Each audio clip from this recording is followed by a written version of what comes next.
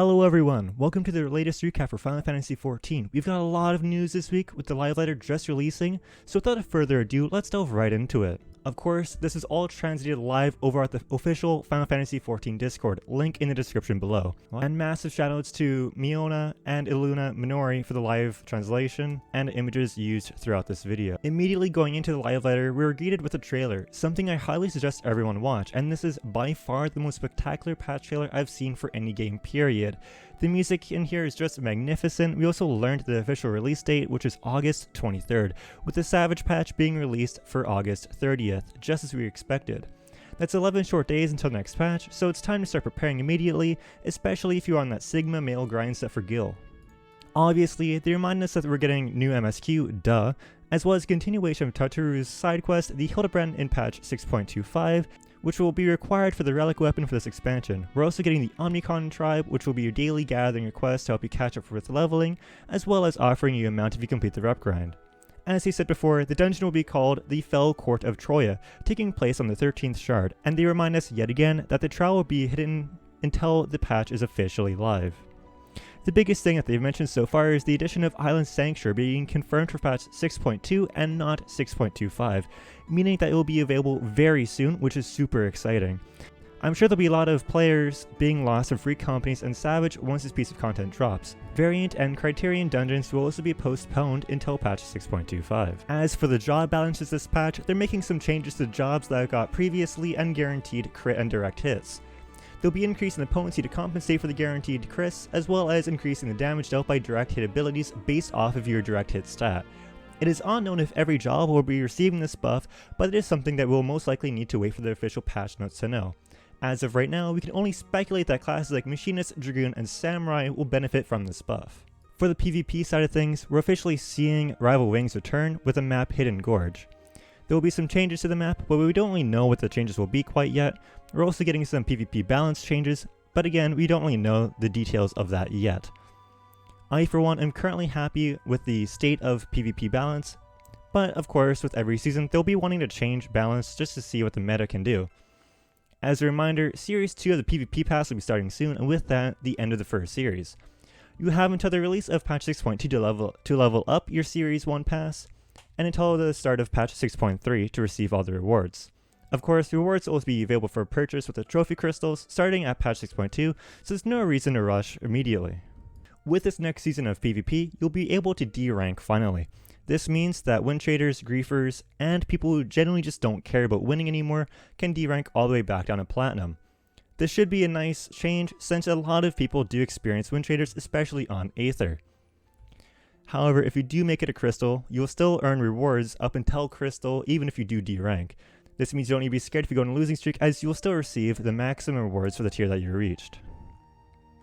We are also receiving enhanced matchmaking, which I can only assume is there for casual matches, since the matchmaking system currently for there is very bad, and a lot of the casual players have expressed their concerns with the current matchmaking system. Up next is the upcoming raid tier Abyssos. Savage is set to release on August 30th, while the normal mode will be releasing on August 23rd. We are given a sneak peek of one of the bosses named Proto Carbuncle, but as you can see, that ain't no carbuncle your everyday summoner can conjure. Apparently, this carbuncle was so scared that it ended up in Pandaemonium, which I could clearly see why.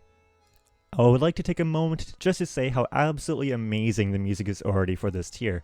I can see so many people not turning off the background music even after hours swiping to this guy. It is also important to mention how small the arena looks compared to the other arenas we've had so far this tier, especially in contrast to the boss's hitbox. It looks like this may be just a niche room for the boss, but who knows. Yoshi P then shows us the first mechanic, which looks like the boss will jump to a random corner of the room and then damage everywhere in front of him. The second mechanic looks like he summons a giant wall from intercard to intercard. Unfortunately though, this is where Yoshi P ends up walling it to not show us more of the boss mechanics. All that we can really do at this point is speculate the kind of mechanics that we can expect to see from this boss, as well as the boss tier. An update to the second phase book exchange is also being made, reducing the exchange rate for head, boots, and hands from 6 to 4, reducing your slowest BIS time by a total of 4 weeks for P6S. This is a very welcome change for those who are very unlucky and for those who raid in Party Finder. We were also given the pleasure of being shown some of the Savage gear for the next tier, which absolutely blows the previous tiers out of the water in my opinion. We had some VFX for the acidolos weapons, but they weren't too noticeable, and the gear is fairly bland as well. In the next tier, however, you can see just how much they've stepped up their game in terms of graphics. Not only do the weapons have a relic-esque VFX, but the armor does as well, which makes me very, very excited to see what the rest of the sets will look like. We're also shown a little bit of the crafted sets, which reminds me of the Crypt Liquor gear that we had in Shadowbringers. Which isn't to say it's bad, but I do wish we had something a little bit more unique for this tier. Tome gear, on the other hand, I do think looks very cool, but again, it does have that reminiscence of the Eden's Grace sets, which I did really enjoy, but again, don't really feel too unique. The next bit of content that they revealed to us was the Omnicron Tribe, making mention that the experience will be better if you redo the last MSQ dungeon, a very interesting hint towards the lore. Some people commented how they thought the flight or walk might be a bit far from the Aetheryte, so Yoshi responded saying that they added a teleportation NPC for you to travel from the Aetheryte directly to the travel area. The mount this time for the tribe is a floating galaxy jellyfish looking thing, which honestly looks very derpy, and I personally love it. It vaguely reminds me of the Fate mount for this expansion, which the name escapes me of right now. Finally, some really in-depth info for Island Sanctuary. The first place we have to see from is the very top of this mountain on the island, and as you can see, it's absolutely massive. And to remind you, every player gets one of these for free, completely free for a huge item that unfortunately cannot substitute as a house, but has much more else to do. Yoshi P does make mention that you have to develop the island quite a bit just to get up here, which I can only assume means that you have to level up in the island a decent amount to obtain flying. We were told that you will start your adventures at this beach and someone will bring you here, which is very ominous, and it begs to ask the question, who exactly will take us here? Who gives us the island? And of course, with such a large piece of content, we'll be saving a tutorial that we're supposed to do once we're here. It's also interesting that he specifically mentions that the mount speed will be very fast here. Not sure if that's mentioned the cast time for your mount, or the actual running speed of mounts. We'll be needing to gather materials to build up our house, and build tools to gather those materials. It does sound like it may be a little bit grindy, but that's what you have to come to expect with slice of life game types. We'll also be having a very specific bag for the materials and items for the island, making note that they won't have anything to do with your external inventory. Very thankful for that, as I for one have a very cluttered and messy inventory all the time. They also show us a gathering log, which shows us a lot of materials that we'll be able to gather. There's a lot of content here, folks, and you don't want to miss out on it. Again, they do make note that you won't have to level up your gatherers and crafters at all to experience Island Sanctuary, which is a very welcoming thing to hear. It is also mentioned that there is a capture mode for animals, meaning that you'll be able to collect different types of animals on your island, although we're not entirely sure what the gameplay aspect of that will be currently. We are then shown Yoshi P crafting a tool using the materials that he gathered, and how the list of items he can gather with the tool has expanded since before he was just using his hands to gather. I wonder if this means that there will be different tiers or types of tools, but who knows. He is then finally able to build something what he describes as an island hall, and makes note that the entirety of the tutorial takes about 2.5 hours to complete. To some people's surprise, we're also told that early buildings are able to be built instantly, however later buildings could take up to 12 hours to construct. Something that a lot of mobile games have done in the past, but I can only assume that they're doing it here to limit how fast you can actually complete the content, as they may add more content in future patches. Something a lot of people can appreciate though is the ability to queue for instances while inside the island, meaning that DPS finally have something to do while they wait for the 30-minute queue. I do also hope that the party finder is available on the island too, as that's where I spend a lot of my time as of late. It is also mentioned that buildings will get more advanced as you progress. However, if you prefer the design of your current buildings, you can keep them. It's reasonable to assume that this means that once you have a tier of building unlocked or built, you can glam over it with the previous variations of that building. Your island also has the ability to rank up by gathering and building items. It isn't just for internal rewards, however. By obtaining a currency, you'll be able to trade in for special items such as glam and mounts, which they did show us a few of. They also have dynamic music here, since the further you get away from your Criterion, the lower the music will be. We're also shown a little bit of the farming that can be done on the island, mentioning that if you don't water them enough, they'll stop growing. It is important to note that they probably won't die, otherwise we would have heard about it. They just stop growing, and if it rains on your islands, that counts as your plants being watered. Previously, I said you could obtain and capture mobs. Well, we got some information about that. It's interesting that they said you'll be able to obtain a net to capture a mob, but once you do, you'll need to craft the next nets yourself, meaning that tools may have the potential to break.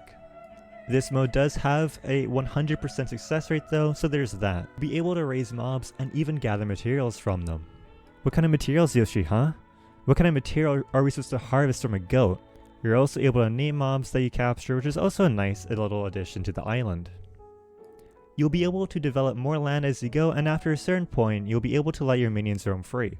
Up to 40 minions can be released at a time, which is a lot more than I think most of us were expecting. They make note that from here on out, every 2 major patches, we should be receiving more content. Whether that's things to collect, craft, catch, or buildings will be left up to them. And we'll find out what exactly they'll be adding in what, like 7 months? That's not long, right? Of course, you'll need to complete up to patch 6.0's MSQ in order to participate in this content, which by now, most players should have done already. Up next, Criterion and Variant Dungeons. We were lucky to see a brief playthrough of the Variant Dungeon up until the first boss, as well as the variant actions that we were told about previously. These role actions are supposed to make up for party comps, or rather, lack thereof. Since you can queue as 1 to 4 people, and there are no role restrictions, they decided to add these actions just for the casual mode of the dungeon, giving you the ability to use 2 different role actions at any given time, and the option to swap them out during the dungeon. They have no limit of usage other than the cooldown restrictions on them, meaning that you're free to swap if your party needs. Depending on the role, you may not be able to take certain actions as they exist to compensate for the lack of that role. They are as follows: Variant Cure. Variant Raise. Yeah, Red Mage might be a little bit good here.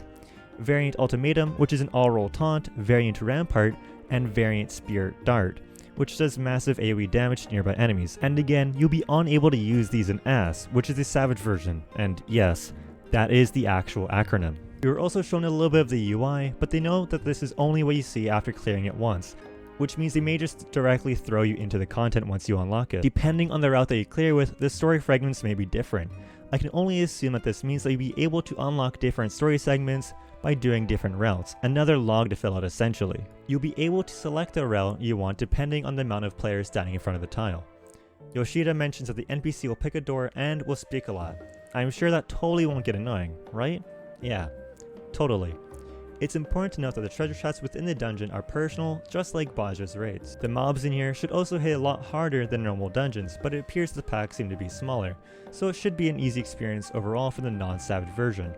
Each route will have 2 bosses instead of the normal 3, meaning each variant dungeon will have a total of 6 bosses, unless there is a final boss for all of the routes. We're still in the first boss for one of the routes, which doesn't really look all too challenging, but it does remind me of P2S, so I'm sure I'll totally enjoy this boss in particular. We will also be receiving a mount for the variant dungeons, which should be interesting to see what we will need to do in order to obtain it. It does look a little derpy, but I do see a lot of people loving this mount. Just look at the meme Shiba for example. We are reminded that Criterion dungeons can only be entered as a pre-formed party, and there will be a specific duty finder just for it, as well as Ass having a maximum of 1 res duty action per player and Ass Savage not having a res option at all. It's also important to mention that if you wipe on normal mode, you won't end up respawning any enemies. However, if you get KO'd in the Savage mode, all enemies will respawn and will enrage after a certain amount of time if not killed within a timely manner. We are shown a little bit of the normal mode version and are told that the patrolling mobs are very dangerous. Yoshida though, however, does have a pretty bad track record of overestimating the difficulty of quote-unquote high-end content, but I do imagine that this will be more challenging akin to the mid or higher floors of a deep dungeon. You are also forced to kill all of the mobs within an area in order to spawn the boss, making mention that you should be careful of how many you pull as overlapping mobs mechanics can easily lead to wipes. This all honestly has me very excited, and sounds exactly like what we were hoping for. Challenging 4-man content, similar to Mythic Plus but not as grindy. However, that is to be determined whether or not it's grindy once you actually do have the content within our hands. It's also very important to mention that Yoshida says that normal mode will be difficult as bosses 1.5, 3, and floor 4 of Savage mode. I am somewhat hoping that this isn't the case however, because that would mean that Ass Savage would be more like a 4-man ultimate. Either way though, this all has me very intrigued and I can't wait to finally go through some Criterion dungeons. We are also told that we will be seeing additional variant and Criterion dungeons in upcoming patches. Hopefully, this means that it isn't just a 6.x thing, but a recurring thing within future expansions too. It will probably depend on the feedback and the activity of the content though, but I can only imagine it will come to good things. That however is the end of the Criterion and Variant section though, and up next is housing. We're shown just a few housing items, like a new cottage-style bedroom, and some new wall posters of our favorite characters, as well as a new camping set for outdoors. That of course is assuming that you actually obtained a house. And that's honestly the last bit of information that we have for this live letter.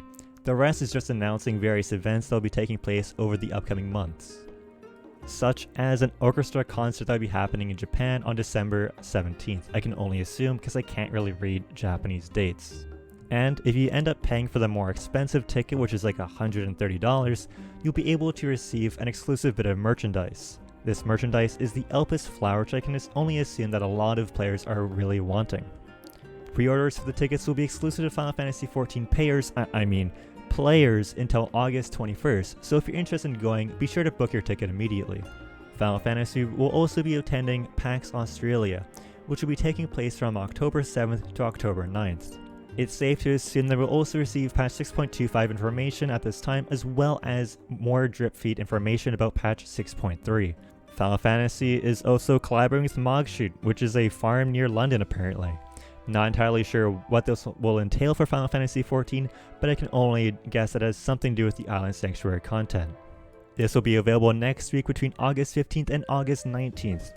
Of course, we will also be receiving a patch note livestream the night of patch 6.2, which will take place as Final Fantasy XIV goes down for maintenance. We're also going to be having our 8th 14-hour livestream, which I'm not entirely sure when this date will be because they didn't really say when. And finally, the pre-order for the jacket that Yoshi-P was wearing throughout the entire live letter will be available for pre-purchase today, and I'm sure that we'll hear about a proper release date coming up soon. And with that, we're finally done with the overview of the Final Fantasy 6.2 livestream, and by looking at the time of this video and the length of the script, the entirety of this week's episode of Final Fantasy XIV Recap. Every week we'll be uploading a short video about all the Final Fantasy XIV related news that happened that week, from official to community. So if you'd like to see that, please do make sure to subscribe to stay updated. Also, if you enjoyed the video, please do consider subscribing and liking. This video took a considerable amount of time to write, and I can only assume that editing will take a while as well. But that's all I have to say. Thank you guys so much for watching, and I hope to see you next week. Avasi out.